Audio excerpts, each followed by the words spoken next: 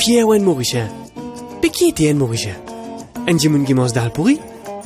Un Djimoun qui a la merde un dimanche sans sa famille? Qui fait l'année chinois et pas qu'avec Diwali? Ou bien un Mauricien? Parce qu'il vous montre au pavillon ou la case chaque 12 mois. Si vous fier eat in Maurice, si vous fier dress in Maurice, si vous fier born in Maurice, si vous fier un Mauricien, quand vous achetez un logique, pas oublier le logo Made in Maurice sur l'emballage.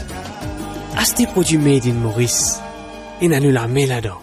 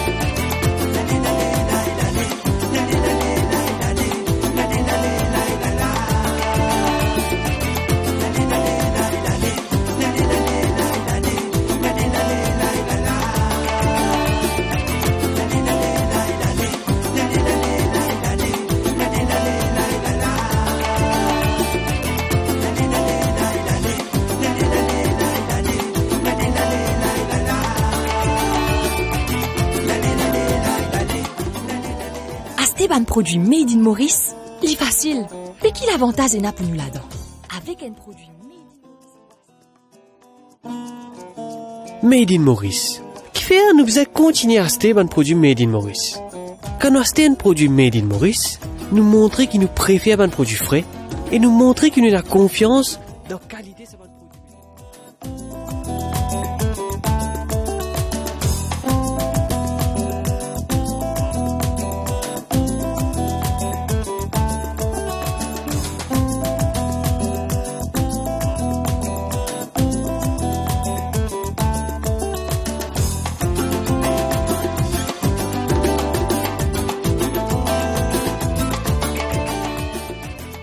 Pour cela, il suffit d'aller sur sa page Facebook à l'adresse qui s'affiche et de répondre à la question qui suit. Le gagnant se verra offrir un sac aux couleurs du Made in Maurice, rempli de produits Made in Maurice, bien sûr.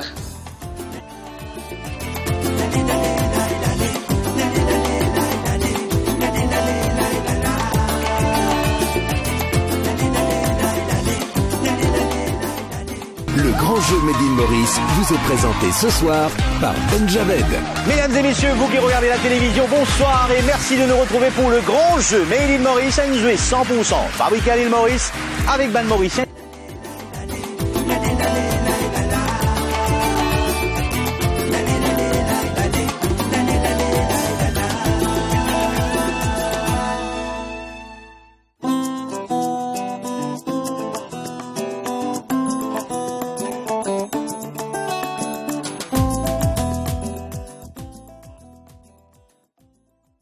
Je pense que ça doit éveiller un certain nombre de questions et de réflexions. On est évidemment disponible après pour en échanger avec vous individuellement. Il faut comprendre que cette offre est comme un organisme vivant, c'est-à-dire que c'est à la fois des réflexions en interne au niveau du conseil d'administration, au niveau de l'équipe opérationnelle, et puis c'est surtout des retours, comme l'a dit Catherine, d'expérience de votre part, d'attente, de disponibilité aussi sur certains sujets. Donc voilà, c'est pour dire que c'est à enrichir, ça va évoluer et ça va continuer à se transformer.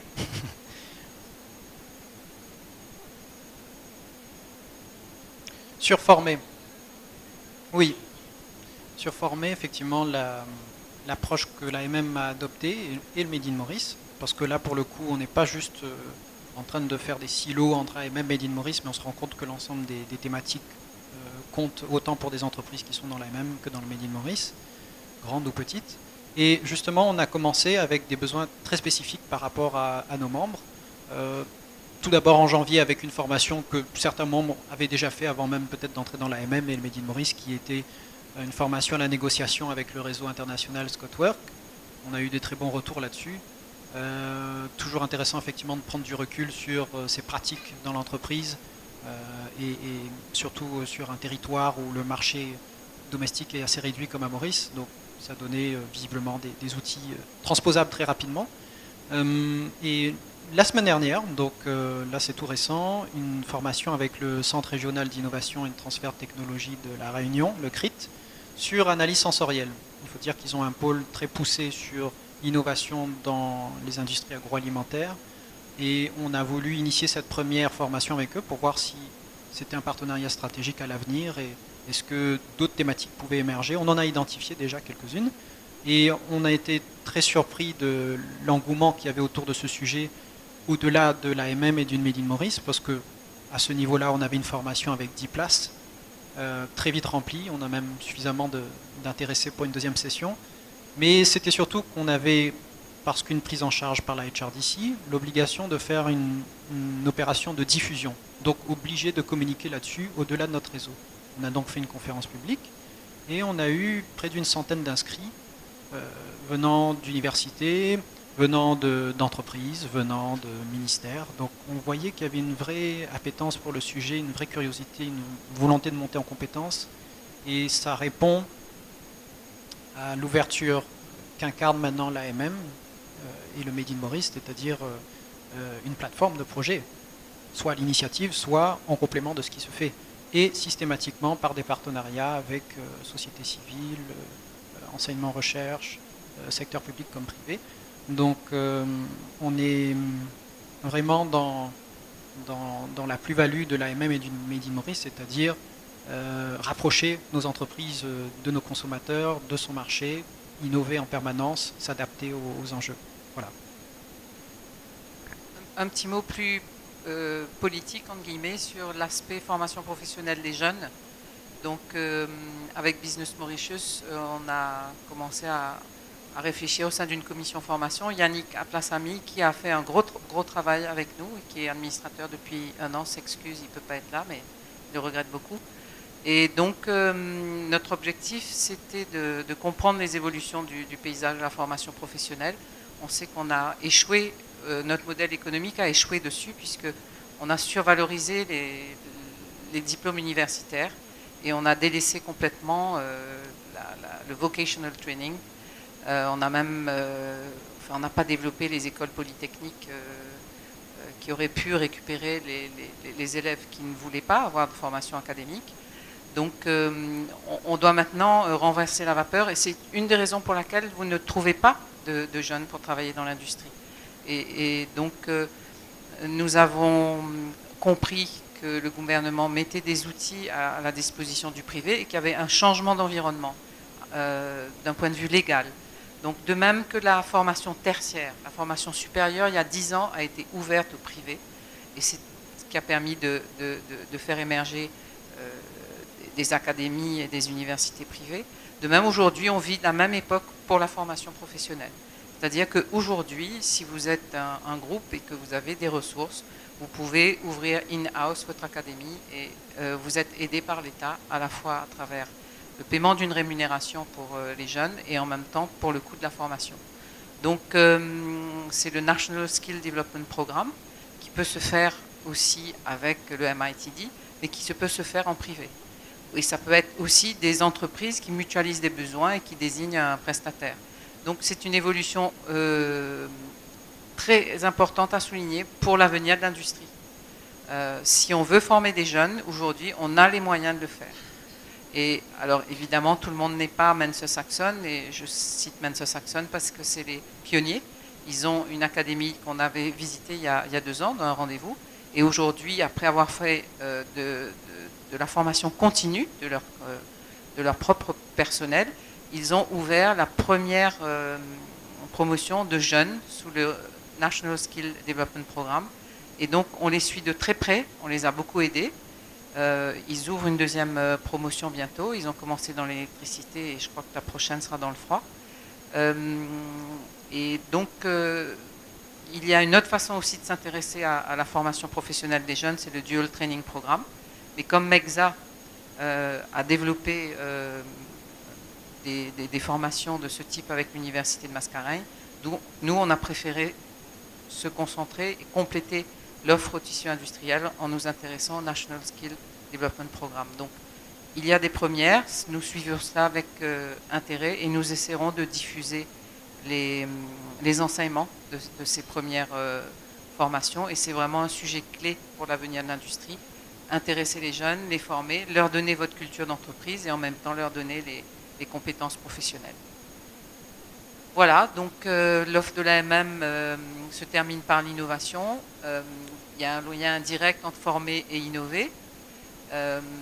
Nous nous appuierons également sur les compétences de la Chambre de commerce ou de Business Mauritius ou d'autres.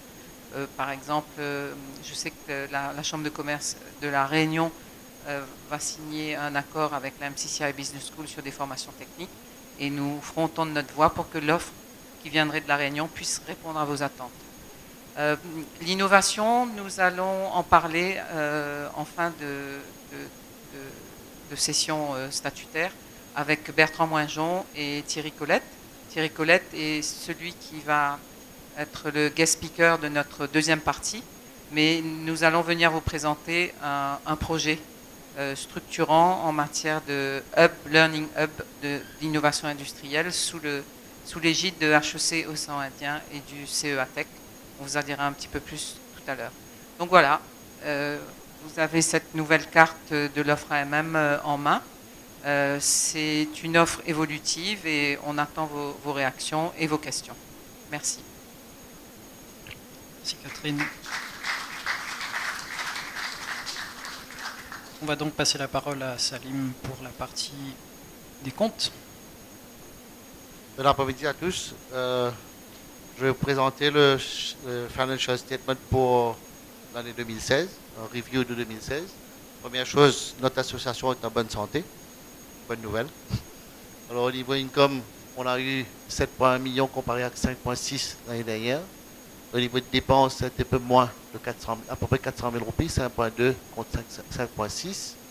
Et on termine l'année 2016 avec un surplus de 1,9 millions de roupies, comparé à un déficit de 3 000 roupies l'année dernière.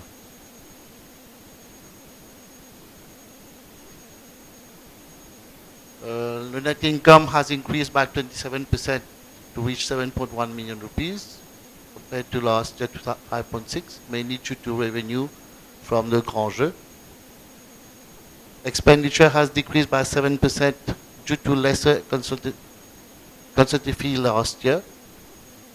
And last year we had also the budget for the amount spent for the annual dinner, 20th anniversary of AMM, which is not there this year. Year 2016 has ended with 1.9 million rupees surplus compared to a deficit of 3,000 rupees, as just explained, which is not a bad performance. Income breakdown, membership fees for 2016 amounts to 2.2 compared to 2.14 last year. Net income made in Maurice amounts to 1.5 in 2016 compared to 1.5, same last year. The income from Le Grand Jeu télévisé was 2.2, which was not there in 2015. This was the first time, and I think it's going to repeat, and the correction of Shirin. Okay. And sponsorship amounts to 1 million rupees which was the same for last year.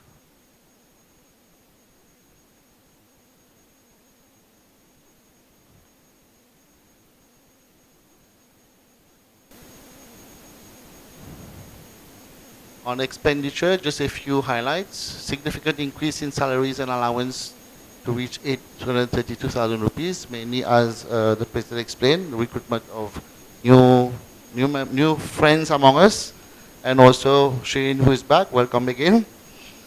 And administrative expenses increased by 55% due to increase in subscription advertising, and provision for bad debts.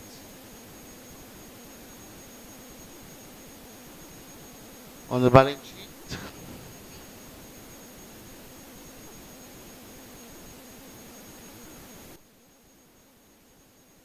okay, our accumulated fund amounts to 3.1 million rupees, so which is a 152% increase compared to last year. That's a very good one. So now go to the budget of 2017.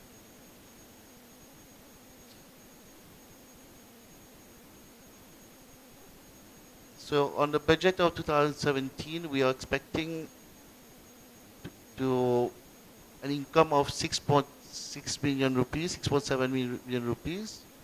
Income is AMX expected to generate 2.8 and Made in Maurice 3.8, the breakdown. Expenditure is forecasted to increase by 25% due to higher consultancy fee and staff costs. That's normal.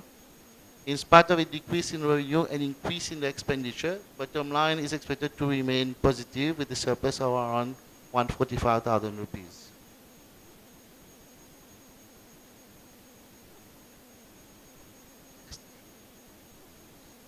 On the budget income and expenditure, so AMM, in spite of an increase in income of AMM for year 2017, is expected to show a deficit of 7,000 rupees, which is nearly a break-even. The analysis indicates that the above, the increase in consultancy fee, wages, travel, overseas travelings, and all the costs we need to develop our association. Made in Maurice is expected to generate less income in 2017 due to an anticipated increase with respect of Made in Maurice trade name development and all the works we have to do for Made in Maurice. The income also includes an export project fees of 150,000 rupees. That's, I think, a very small amount, but it's there. It could be more or less. I believe it would be more, but that's a figure which we put for the purpose of the budget. And the expenditure for Made in Maurice is expected to increase by 30%, which is mostly related to the staff costs and all administrative works which you have. So, if there is any question, I think it's been quite clear and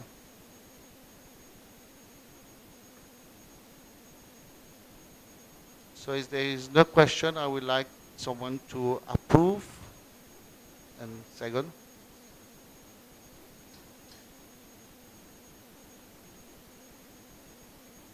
approve the 2016 figures. No? No? That's all. All right. Now, we have to approve the budget for 2017.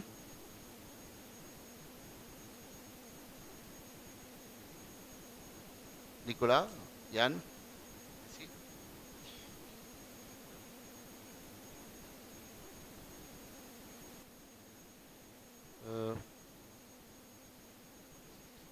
Before I return the mic to Bruno, there is one other point, is to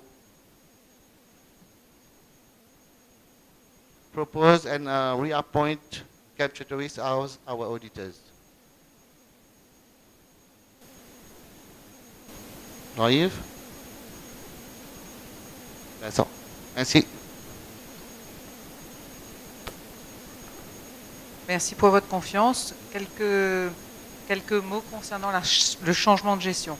Donc l'AMM est passé à la vitesse supérieure concernant donc les moyens à développer. Donc après plus de 22 ans de bons et loyaux services, la MCCI a passé la main au niveau de la gestion à un comptable, un prestataire extérieur. Donc l'AMM est autonome au niveau de sa gestion. Et donc ça nous donne une meilleure réactivité et ça nous permet de développer les projets en étant autonome pour la gestion. Donc j'aurais souhaité qu'on puisse noter dans le PV les remerciements de l'Assemblée pour Sarada, Thiervan, Fiona et Christiane. Christiane, c'est la première fois qu'elle n'est pas à l'Assemblée Générale de l'AMM depuis la création. Donc, malheureusement, elle a un dîner de la Chambre demain à préparer, c'est pour ça qu'elle n'est pas là avec nous. Mais vraiment, on va faire un applaudissement pour cette équipe qui nous a aidés à grandir. Merci.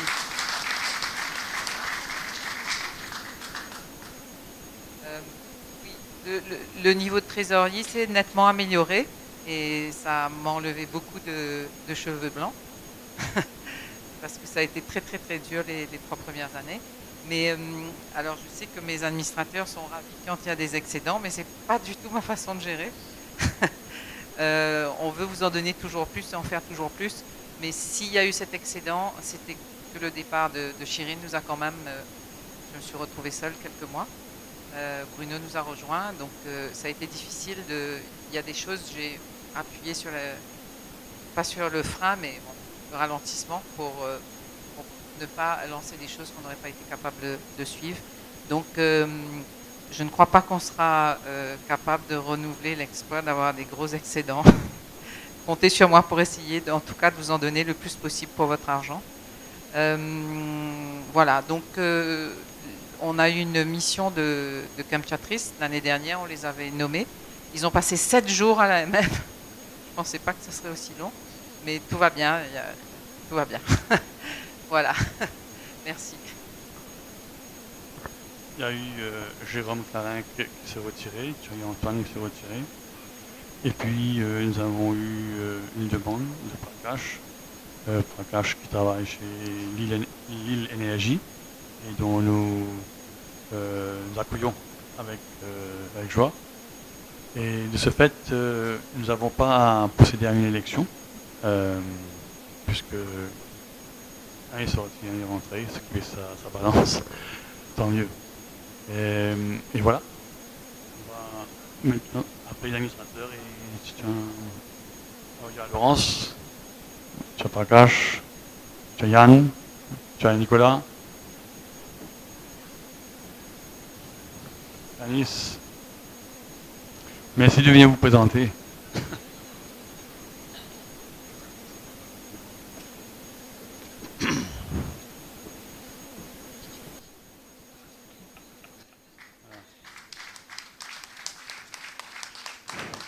Alors, je me demande de vous donner votre approbation à ces 11 courageux. Hein.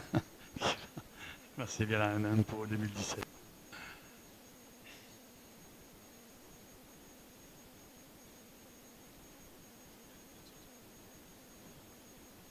Oui, Jérôme et Antoine qui ont quand même siégé dans 2 ans au moins sur le bureau. Ouais.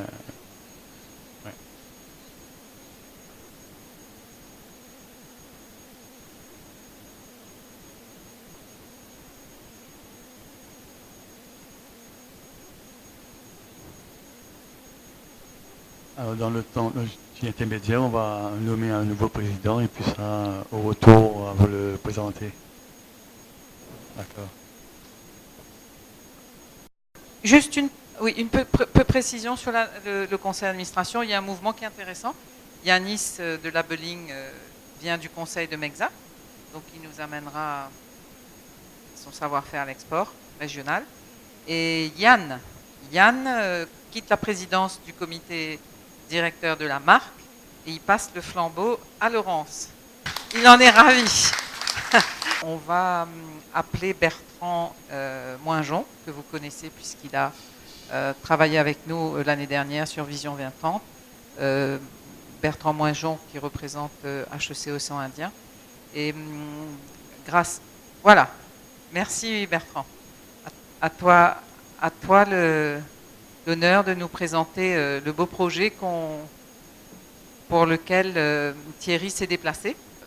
De quoi s'agit-il? Alors l'idée est de promouvoir l'industrie dans les deux zones, Réunion et Maurice, et surtout aller dans une logique de plus grand partenariat. C'est vrai que, je le disais, ce midi on avait un déjeuner préparatoire. Quelque chose qui m'a surpris quand je suis arrivé il y a 3 ans, c'est que j'étais convaincu qu'il se passait énormément de choses entre la Réunion et Maurice. Et c'est vrai que force est de constater qu'il se passe quand même pas énormément de choses. Donc il y a encore plein d'opportunités, si on le voit positivement, plein d'opportunités de faire des choses à partir du moment où je crois qu'il y a une volonté affichée des deux parties. C'est vrai que très vite on m'a dit oui mais tu sais les Mauriciens trouvent que les Réunionnais sont des assistés et les Réunionnais trouvent que les Mauriciens c'est des gens assez arrogants qui en plus ont une main-d'œuvre qui ne paye pas beaucoup et qui vont nous piquer des parts de marché. Donc évidemment il faut arriver à dépasser cette vision-là en se disant oui mais s'ils arrivent à s'allier tous les deux et qu'ils se tournent non pas par rapport à eux-mêmes mais vers le continent africain, peut-être qu'il y a plus d'opportunités en étant alliés entre Réunionnais et Mauriciens pour faire des coups et être davantage présents sur le continent africain. Donc voilà un peu la toile de fond. Je sais que Gilles Huberson partage complètement, notre ambassadeur de France, cette vision-là. Quand il est arrivé, sa première chose était de dire mais c'est évident qu'il faut faire davantage de projets conjoints. Ça tombe bien, le fonds Interreg est pour ça, et un Réunionnais ne peut pas bénéficier de ces fonds s'il n'est pas associé avec un autre acteur de l'océan Indien. Donc on va dire les pièces du puzzle sont en place. Alors, ce que je mettais sur le slide, il y a une Dream Team, parce que c'est vrai qu'on a la chance d'avoir les deux institutions qui officiellement représentent les secteurs industriels dans les deux zones. Et puis dans ce projet, il y a une contribution du CEA, et vous aurez l'occasion d'écouter Thierry Colette. Alors le CEA, c'est très connu en tant que commissariat à l'énergie atomique. Donc quand on pense, une des startups du CEA, ce que disait Thierry, ça a été Areva par exemple. Donc c'est une belle réussite pour une start-up. Mais plus récemment, à l'échelle de l'existence du CEA, il y a eu tout un développement d'une activité du CEA autour de l'électronique au sens large, des nouvelles technologies et surtout de la valorisation de ces nouvelles technologies dans le secteur industriel. Et là, avec Thierry, on a la chance d'avoir le monsieur valorisation des technologies du CEA dans le secteur industriel. Et donc c'est, je crois, une équipe déjà pas moins de 300 personnes, 300 chercheurs. Donc c'est une vraie équipe reconnue au niveau mondial comme étant un centre d'excellence dans ce domaine. Donc le CEA a accepté, par l'intermédiaire de Thierry, d'amener sa contribution d'expertise dans le projet. Et puis également HEC, moi je suis professeur à HEC, j'ai été directeur général adjoint, je gère ici le bureau HEC Océan Indien, qui maintenant est étendu aussi à l'Afrique de l'Est, l'Afrique du Sud. Et on a une expertise, nous, dans la formation des cadres dirigeants. Ça fait depuis 7 ans qu'on est dans les 3 premiers mondiaux avec Harvard dans la formation, justement ce qu'on appelle l'executive education. Donc l'idée, c'est entre les forces de l'ADIR, de l'AMM, du CEA et d'HEC, on devrait présenter un projet qu'on espère être attractif au niveau de ces fonds Interreg. Alors concrètement, de quoi est-ce qu'il s'agit ? Il s'agit de créer de la valeur au niveau régional, donc sur des choses très concrètes, de promouvoir. Alors là, vous avez le jargon qui va bien pour les appels d'offres, hein, donc on retrouve, vous voyez, renforcer la compétitivité des PME réunionnaises et mauriciennes, ça fait partie des objectifs qui sont affectés à l'Interreg, soutenir la capacité à croître sur les marchés régionaux, internationaux, s'engager dans les processus d'innovation. En fait, c'est toutes des choses qui nous vont bien. Je pense, je dis nous en prenant la casquette AMM, je pense qu'effectivement, ça fait sens.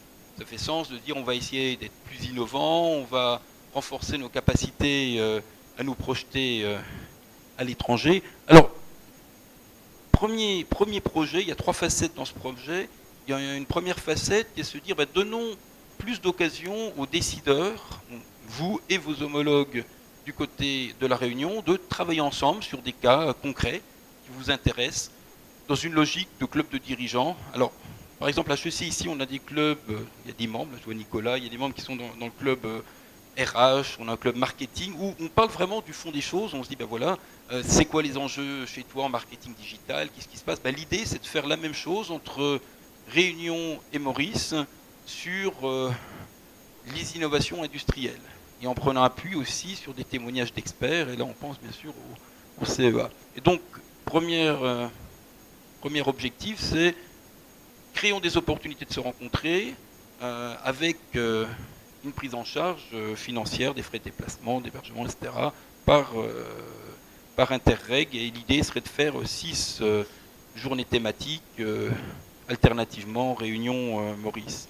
Après, il y a un deuxième objectif, c'est de développer les compétences. C'est-à-dire une fois qu'on aura identifié quelles sont les thématiques importantes, là on va parler de Internet of Things, donc en quoi le fait maintenant que les objets sont connectés à un réseau peut créer de la valeur pour les entreprises, en quoi la réalité augmentée peut créer de la valeur pour les entreprises, l'entreprise qu'on appelle 4.0, etc.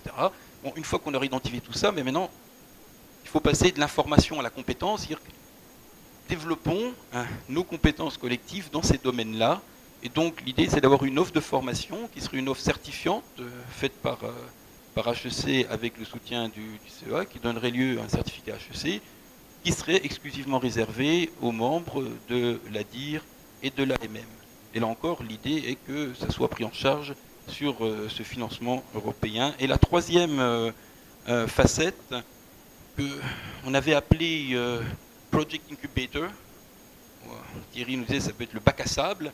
L'idée c'est une fois qu'on a échangé dans des clubs de dirigeants, on a développé nos compétences, troisième élément, c'est qu'il faut mettre en pratique. Et donc, est-ce qu'il y a des candidats volontaires, côté mauricien, côté réunionnais, des entreprises, qui seraient prêtes à aller ensemble, et Poxena, Misotier, tous les deux, ils travailleraient ensemble sur comment prendre davantage, tirer davantage profit des nouvelles technologies dans les processus de production dans notre secteur. Donc ce troisième volet, c'est vraiment un bac à sable qui va vous être ouvert, où vous pourrez expérimenter des choses, et là encore, expérimenter sans que vous ayez à investir au-delà bien sûr de votre temps et de celui de vos équipes. Au niveau des deux premiers pôles,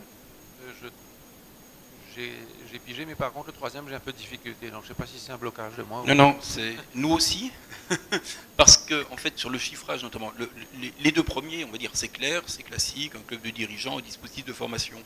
Le troisième, c'est, prenons un exemple, on va dire l'application de choses que vous verrez tout à l'heure sur l'Internet of Things pour améliorer le processus industriel.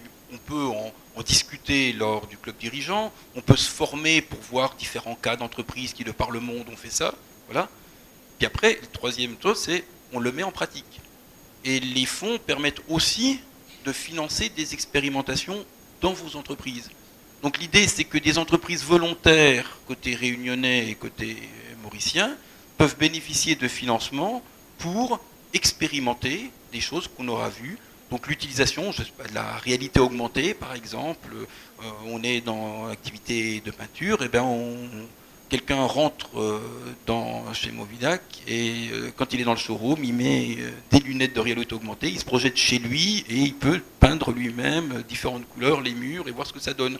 Voilà, exemple, ça peut être financé par ces projets Interreg. C'est ce qu'on appelle le bac à sable, c'est-à-dire d'avoir des fonds qui vont permettre... Alors évidemment, ce qui est plus compliqué, là, c'est à chiffrer, parce qu'à l'instant T, on ne sait pas quels sont les projets qui vont émerger. Donc il est fort probable, on en rediscutait ce midi, qu'il faudra faire 2 tranches. Une première tranche dans laquelle on aurait le club et la formation, pendant lequel on pourrait identifier les entreprises volontaires, les thèmes pertinents, parce qu'il y a plein de choses auxquelles nous n'avons pas pensé, vous n'avez pas pensé aujourd'hui, et lorsque vous écouterez les témoignages déjà cet après-midi, et puis lorsqu'on travaillera réellement là-dessus, vous dites « Ah bah oui, tiens, chez moi, je pourrais essayer de faire telle et telle chose ».